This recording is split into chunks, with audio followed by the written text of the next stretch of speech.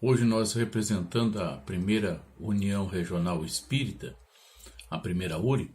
A primeira URI é a entidade que congrega todas as casas espíritas situadas na região da ilha de Santa Catarina, a ilha que compreende a cidade de Florianópolis. Tá? Aqui nós temos a representação de várias casas espíritas e nós nos unimos. E essa união nós chamamos de primeira URI. Tá bom? O que não foi a escala de hoje proposta foi o tema a Lei de Liberdade. A Lei de Liberdade ela está contida lá no Livro dos Espíritos, capítulo 10, item 9. Item 9. Nela também compreende, nesse capítulo, nesse item 9, a lei natural, a escravidão, a liberdade de pensar, a liberdade de consciência, o livre-arbítrio, a fatalidade, conhecimento do futuro e o resumo teórico do móvel das ações do homem. A lei de liberdade. Vamos lá. O homem e a sociedade. Lá na pergunta 768, Kardec pergunta assim aos espíritos: o homem, ao buscar a sociedade, obedece apenas a um sentimento pessoal ou há também nesse sentimento uma finalidade providencial de ordem geral? Os espíritos respondem: o homem deve progredir, mas sozinho não o pode fazer. Não possui todas as faculdades. Precisa do contato de outros homens. No isolamento, ele se embrutece e se estiola, enfraquece. Já o comentário de Kardec, no mesma pergunta, nos diz assim: nenhum homem dispõe da faculdades completa, e é pela união social que eles se completam uns aos outros, para assegurarem o seu próprio bem, o seu próprio bem-estar e progredirem. Eis porque, tendo necessidades uns dos outros, são feitos para viver em sociedade e não isolados. Nós espíritos, nessa trajetória terrena, nessa trajetória carnal, necessitamos da convivência de outros espíritos para que possamos nos aperfeiçoar-nos moralmente, para que possamos provar, para que possamos passar pelas expiações e para que possamos ter concluir as nossas tarefas. Então, por isso que nós vivemos em sociedade. Precisamos um dos outros para o nosso crescimento. Tá? Liberdade é a faculdade que permite ao indivíduo decidir ou agir conforme a sua própria vontade. Isso é a liberdade. Aí nós vamos entrar assim numa questão. Nós sempre procuramos a liberdade, né? Sempre nós queremos, nós estamos falando lá do nosso tempo, desde quando nós nos conhecemos, tivemos nosso raciocínio e conhecemos por gente, né? Nós sempre falamos, eu quero ter a minha liberdade, eu quero crescer sozinho, né? Vamos lá. Será que nós temos liberdade absoluta? Ou a nossa liberdade, ela é uma liberdade relativa pelo nosso grau de aperfeiçoamento? O que nos diz lá no Livro dos Espíritos? Liberdade absoluta não existe. O espírito deve viver em sociedade para seu aperfeiçoamento moral. Tá? Seria necessário, já se ela fosse absoluta, que o homem vivesse isolado. Como nós vimos, não há porquê, não há como nós vivermos isolados, já que precisamos evoluir, que precisamos provar, expiar, né? E demonstrarmos e nos aperfeiçoarmos moralmente. A liberdade relativa deve ser adequada à liberdade do outro. A nossa liberdade, então, o que é a relativa? Nós vamos a nossa liberdade vai até o limite da liberdade dos outros indivíduos. Então essa é a liberdade relativa. Então nós vivemos, se nós vivemos em sociedade, se nós temos que ter um grupo social para evoluir, a nossa liberdade é relativa. Porque nós vamos estar se nós ultrapassarmos o limite dessa liberdade, tá? Da liberdade dos outros indivíduos, nós vamos estar nos comprometendo. Olha aí, E aí nós vamos estar gerando novos compromissos, porque ultrapassamos nossa liberdade. Se nós ultrapassarmos a liberdade do outro, nós vamos estar ofendendo o outro. E aí nós vamos nos encontrar e vamos com outros obstáculos. E vamos estar criando outras necessidades. Vamos estar infringindo a lei. Certo? E geralmente quando nós ultrapassamos esse limite de liberdade, nós vamos estar infringindo a lei do amor. Da compreensão, tá? Da paz social. Aí nós vamos dizer, liberdade de pensar e a liberdade de consciência. A lei de liberdade é bem compreendida quando aprendemos a fazer a relação entre a liberdade de pensar e a liberdade de consciência, tá bom? A liberdade de pensar é a condição básica para o espírito se sentir livre. Bons pensamentos, tá? Geram boas companhias espirituais. Maus pensamentos facilitam, trazem facilidades inconscientes e trazem a aproximação de companhias espirituais com maus pensamentos. Tá? Aí a troca de fluido, troca de energias, aí nós vamos atrair irmãos, espíritos ainda com necessidades. Esse, então, quando nós falamos em liberdade de pensamento. A liberdade de consciência, está lá na pergunta 835 do Livro dos Espíritos, nos diz assim, a liberdade de consciência é uma consequência da liberdade de pensar? A consciência é um pensamento íntimo, que pertence ao homem como todos os outros pensamentos. Na 836, o homem tem direito de pôr entraves à liberdade de consciência? Não, não mais do que a liberdade de pensar, porque somente a Deus pertence o direito de julgar a consciência. Se o homem regula pelas suas leis a relação de homem para homem, Deus, por suas leis naturais, regula as relações do homem para com Deus. Aí ele pergunta assim, qual é o entrave, na 837, né? Qual é o entrave, o resultado dos entraves à liberdade de consciência? Constranger os homens a agir de maneira diversa, ao seu modo de pensar, o que é torná-los hipócritas. A liberdade de consciência é uma das características da verdadeira civilização e do progresso. Olha aí. Aí Paulo de Tarso, né, nos dá aquela recomendação. Tudo me é lícito, mas nem tudo me convém. Eu tenho a liberdade de fazer aquilo que eu me sinta melhor. Mas nem tudo aquilo que eu me sinto melhor me convém. Eu posso procurar ou seguir um determinado segmento religioso. E por consciência, eu assim vou seguir. Tá? Mas às vezes, como lá tem na mensagem dos falsos profetas, eu posso estar seguindo determinado segmento religioso que não condiz com aquilo que Jesus nos ensinou. E aí eu vou ter que responder pela liberdade que eu tive de consciência. Tá? Por isso que nós temos que ter vamos dizer assim, essa afirmação, essa visão, essa amplitude de visão para enxergar naquilo que eu estou seguindo por minha consciência, pelo meu desejo, se realmente aquilo ali está trazendo, não está infringindo as leis naturais. É isso que ele vem nos dizer. Enquanto a liberdade de pensar é ilimitada, a liberdade de consciência sofre restrições, pois depende do nível evolutivo do espírito. Tá? Então depende do nível. A liberdade de consciência depende do nível evolutivo de cada espírito. À medida que os espíritos evoluem, a consciência do bem e do mal, de quais seriam as melhores escolhas, fica assim definida. A consciência não esclarecida pode alimentar ideias, gerar ou provocar ações morais, eticamente abusivas. Tá?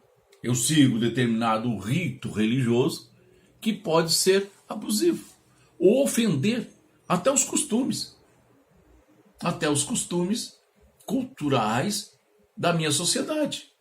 Eu posso estar ofendendo, mas esse é o certo. É isso que eu devo seguir, né? E isso aí que nós devemos, se nós não estamos infringindo as demais leis naturais, as leis divinas. Os atos praticados contra ou a favor da lei de liberdade, própria ou alheia, nos conduz à questão do uso do livre-arbítrio. Do livre-arbítrio. O livre-arbítrio e a responsabilidade. O livre-arbítrio é a faculdade, né, que tem o indivíduo de determinar a sua própria conduta. Tá? Ainda aqueles que confundem o livre-arbítrio com direito. Quando são duas coisas totalmente diferentes. Isso é meu direito, isso não é livre-arbítrio. Isso aí é o direito que você tem. Tá? É o direito que você tem. O livre-arbítrio é aquela escolha que você... É aquela ação que você tem usando a sua liberdade. No livre-arbítrio tem uma ação voluntariosa de escolha entre alternativas diferentes, em que o ator é o responsável pelas consequências do seu ato. Tudo aquilo que nós fizemos, expondo ou chamando, fazendo a chamada do nosso livre-arbítrio, é de nossa responsabilidade.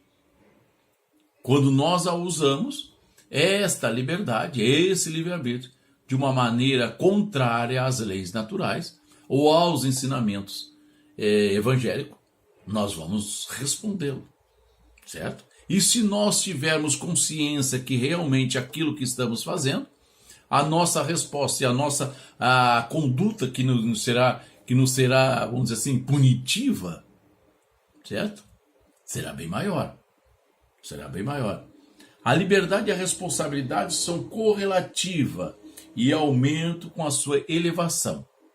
É a responsabilidade do homem que faz a sua dignidade e moralidade. Está lá no livro de Leon Denis, naquele livro lá, O Problema do Ser, do Destino da Dor. Está lá. A liberdade e a responsabilidade são correlativas e aumentam com a sua elevação. É a responsabilidade do homem que faz sua dignidade e moralidade. Para sermos livres, é necessário querer e fazer o esforço para vir e ser, libertando-nos da escravidão, da ignorância e das paixões baixas, substituindo o império das sensações e dos instintos pelo da razão. Pelo da razão. Então, quando nós usamos a nossa liberdade, certo? Com a razão, aí nós vamos estar no caminho certo, certo? Aí nós vamos estar no caminho certo e realmente cumprindo a lei de liberdade. Olha só, a harmonia do universo, certo? A harmonia do universo, ela se faz quando nós estamos cumprindo todas as leis divinas. A hora que nós deixarmos de cumprir alguma das leis ou for contra alguma das leis divinas, nós vamos estar desarmonizando, certo? E nós vamos passar por processos de expiação para reestabelecer essa harmonia, tá? Quando nós cerceamos a liberdade daqueles que estão junto conosco, de uma maneira violenta, de uma maneira contrária às leis divinas, tá? Nós vamos ter que restabelecer essa harmonia. E esse restabelecimento da harmonia pode vir por alguns compromissos reencarnatórios. E quando nós temos que passar pela prova ou pela expiação. Tá? Livre-arbítrio e fatalidade. A fatalidade não existe. O que existe são consequências das escolhas feitas pelo Espírito. Somos herdeiros do nosso pretérito. E nessa condição instituímos para nós uma espécie de destino. Se estamos cumprindo, no uso do nosso livre-arbítrio, a programação reencarnatória, não há como, pois, sermos visitados pela fatalidade. É consequência natural da lei de causa e efeitos. Os espíritos podem nos ajudar e nos aconselhar, porém não pode interferir na nossa vontade, respeitando sempre o nosso livre-arbítrio. Então nós estamos, vivendo, certo? Num momento reencarnatório que nós programamos, que nós pedimos, que nós suplicamos, que nós necessitamos para reparar-nos, para reparar aqueles deslizes que nós tivemos em outras passagens reencarnatórias. Então é nossa escolha. Isso é o nosso livre-arbítrio, a nossa escolha. E quando nós reencarnamos, estamos de volta à passagem, à vida material, e se nós, por um acaso, pelo uso do nosso livre-arbítrio, realmente não cumprimos, ou lembra lá, no Pai Nosso, livrai-nos das tentações, não é isso que nós oramos? Nós suplicamos a Deus para nos livrar da tentação? O que são as tentações que nós tanto queremos nos livrar? São as nossas tendências. As tendências que nós temos já, e tendências às vezes milenares.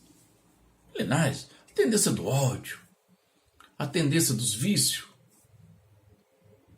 a tendência da raiva, a tendência da violência, a tendência da gula, a tendência da escravização.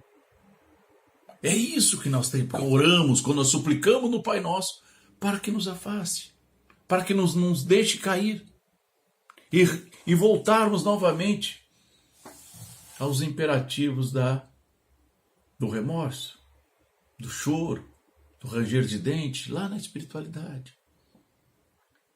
Então é essa tendência, são essas tentações que nós, pelo nosso livre-arbítrio, nós voltamos a cair. Ou como dizemos na nossa linguajar, voltamos a pecar. É isso que nós devemos lutar quando nós falamos em lei de liberdade. É tentar nivelar ou harmonizar os nossos pedidos, as nossas súplicas reencarnatórias, para que possamos cumpri-las e realmente resgatar, restabelecer a harmonia e voltarmos ao caminho da evolução. A liberdade implica no respeito ao direito do outro, bem como da consciência, das responsabilidades sobre as consequências dos próprios atos. Olha aí, sobre as consequências dos próprios atos. É a nossa tal de liberdade. E nós como paramos, né, meus irmãos? Quantas vezes nós ficamos usando a nossa liberdade e não pensamos, e não refletimos, e não nos vemos que estamos fazendo de novo. Nem sentimos que realmente estamos descumprindo novamente essa lei. Ele fala também no item do a escravidão. Onde era o homem escravizando o homem? Né? Na nossa história, nós pegamos os livros, né? As escrituras, como falam de escravos. Nós escravizávamos. Aqueles que perdiam uma batalha eram escravizados. Aqueles que nos deviam somas em dinheiro, em ouro, eram escravizados. Aqueles que faziam algo contrário às nossas vontades eram escravizados. Mas evoluímos. E hoje é o homem que se escraviza. Hoje nós somos escravos do nosso trabalho. Nós queremos trabalhar mais, e não temos horário para nós.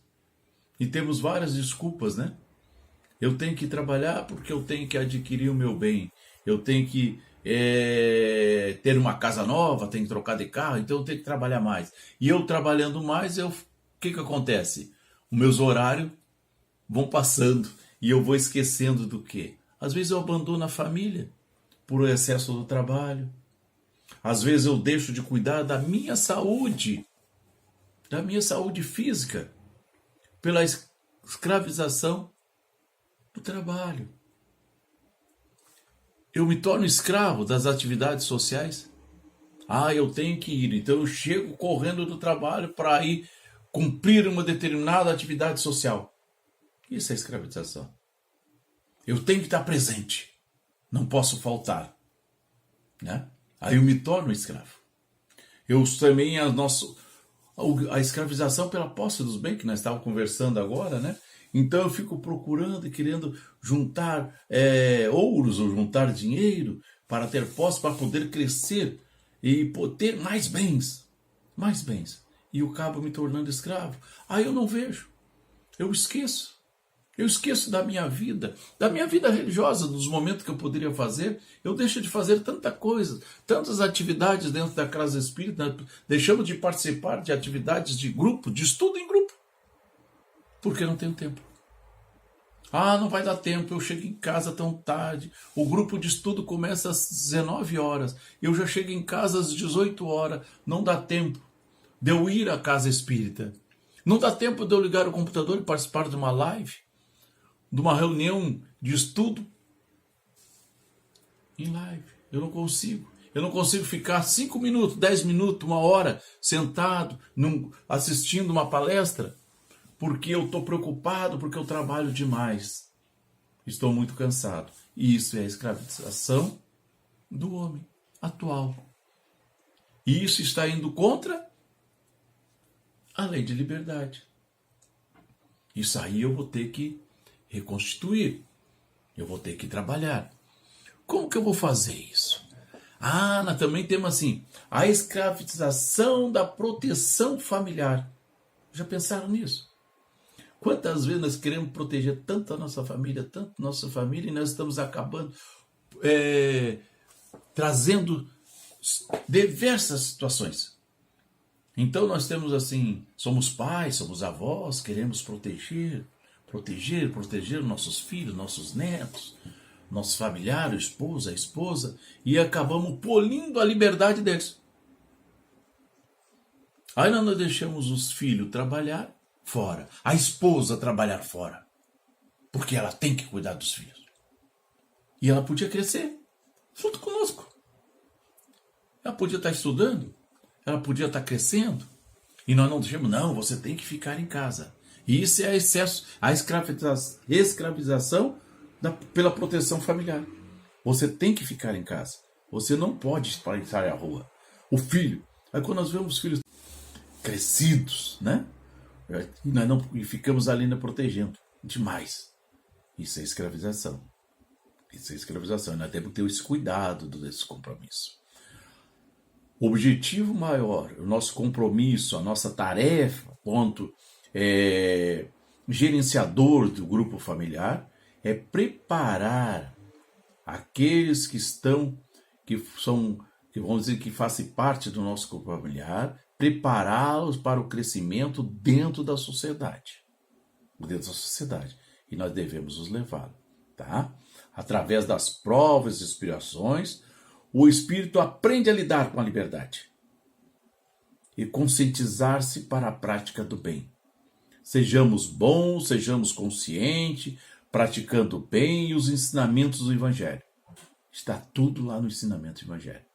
Como que eu vou fazer isso? Como é que eu vou me ver dentro e executando a lei de liberdade com muita clareza, com muita precisão, sem a desarmonia?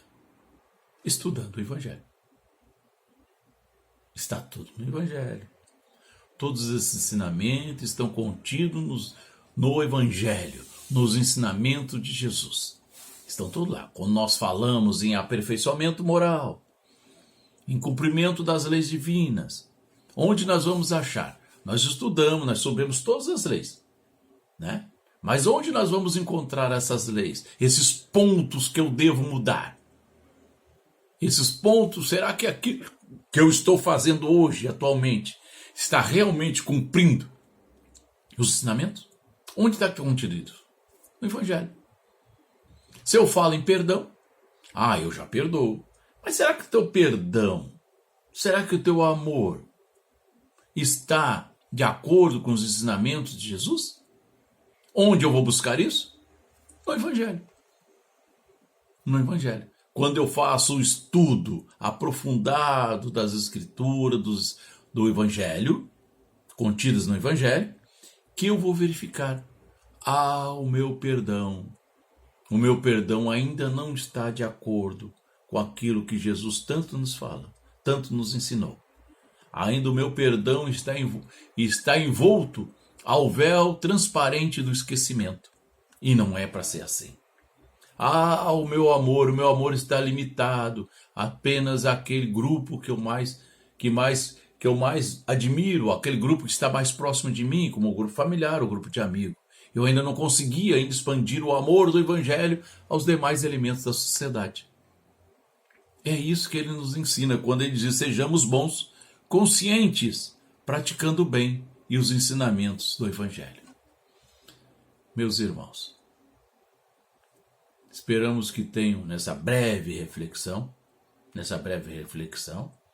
concito a todos que prossigam no estudo lá no Livro dos Espíritos, capítulo 10 e diante, comece a estudar sobre as leis divinas, comece a se aprofundar, comece a estudar e se aprofundar mais nos ensinamentos contidos no Evangelho segundo o Espiritismo, no Novo Testamento, no Evangelho Redivivo, para que possamos prosseguir e usando da nossa liberdade, do nosso livre-arbítrio, para o crescimento nosso, indivíduo, e possamos ter assim essa consciência espiritual mais elevada, e assim possamos também expandi-la para a nossa sociedade, que é o que nós procuramos nesse momento de regeneração em que nos aproximamos. Tá? É isso que nós proclamamos. Meus irmãos, que Jesus nos abençoe e que possamos ter paz e sabedoria sempre. Muito obrigado.